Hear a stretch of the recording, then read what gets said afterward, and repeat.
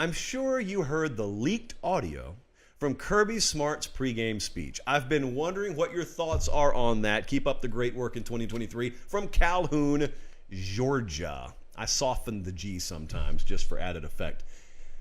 What are we talking about here? Most of you, I think, know what I'm talking about, but there's this thing that happens.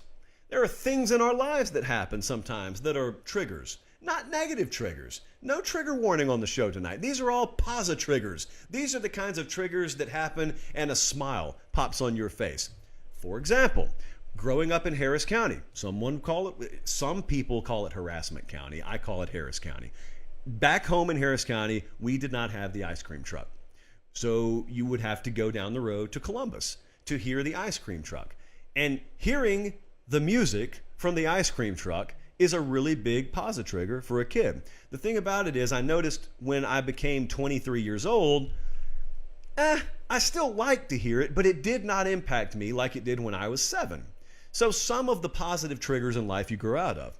However, being in this particular business, I have learned there are a couple of positive triggers with grown men that never go away. One of them is locker room access. If we can ever give you locker room access, you eat it up. Doesn't matter whether you're 12 or 92, you'll eat it up.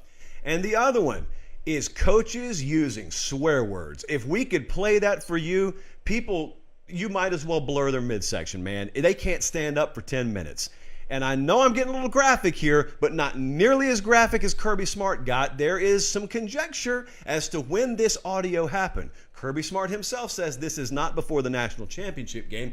I happen to think this is before the Tennessee game, but no matter which game it's before, get ready, folks. TVMA warning. Let's play the leaked audio. Trust your preparation. Yo is prepared for this for 365 days. I think about them that locker room. Think about getting our opportunity. All the we went through this week to get ready for this game. Now is when you pay the price. You go out there with energy, enthusiasm. Hey, guys, ain't nobody in this room should be cautious.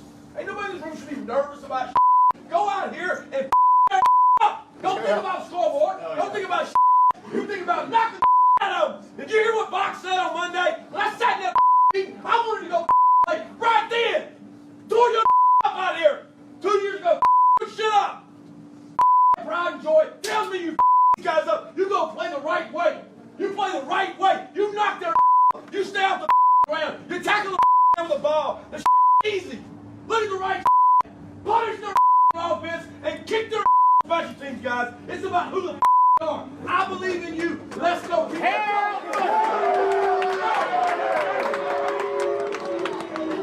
Is it over? Is it done? Okay, it's done. All right. Well, we're back. So that's the leaked audio. And predictably, grown men had a field day with it. I mean, ear-to-ear smiles. It's the same way as when you figured out when you were 10 years old that your parents' cable plan had come with 3 free months of Cinemax, and you were up at 11:45 p.m., and what happened on Cinemax at 11:45 was made clear to you for the first time.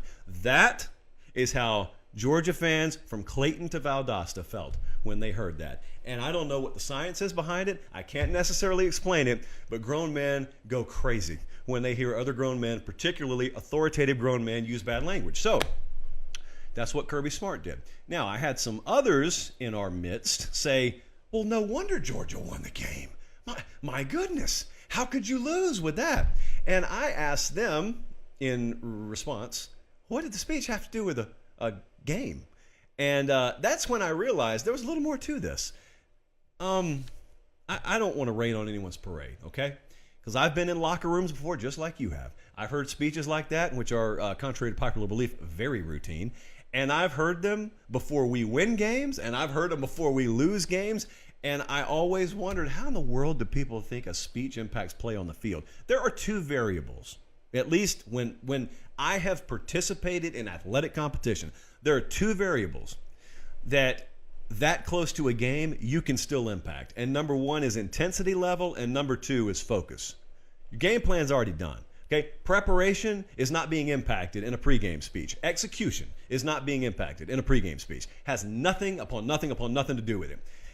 It can help if the audio leaks in recruiting.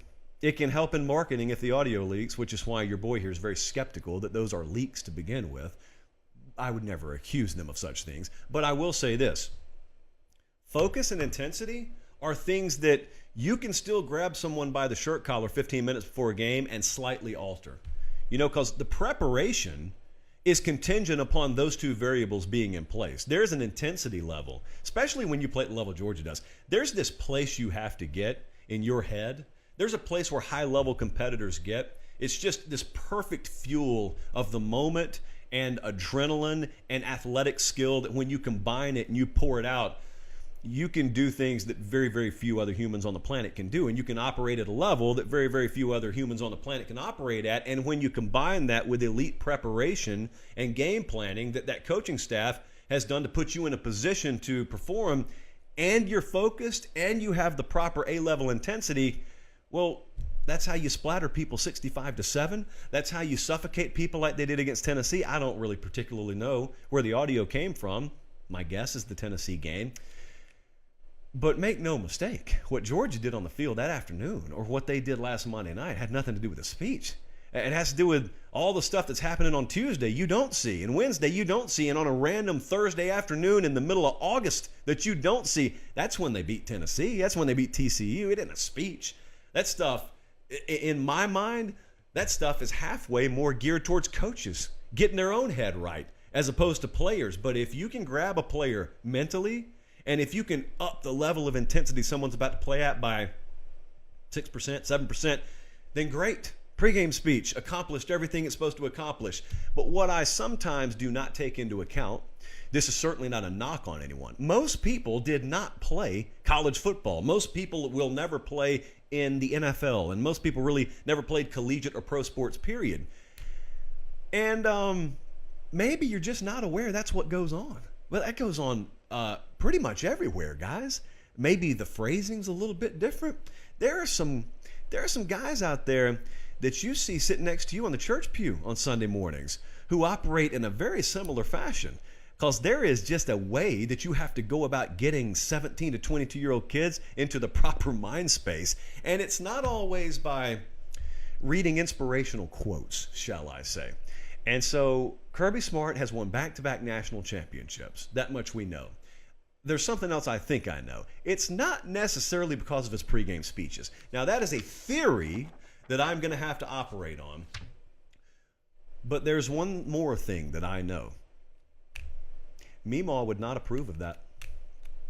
And I don't think Meemaw's the only one who wouldn't approve of it, you know? So Kirby Smart, look, he can look his players in the eyes, but there is coming a day where he walks into a convenience store in, like, Dahlonega, Georgia, and there's this old lady that's standing behind him in line, and he pays for his phone charger and his Diet Coke, and he turns around and he sees her, and she looks at him, and she just goes, Quote Hulk Hogan for a second time in the show. Then what you gonna do, brother? What you gonna do when those old ladies up and down I-75 are shaking their head at you?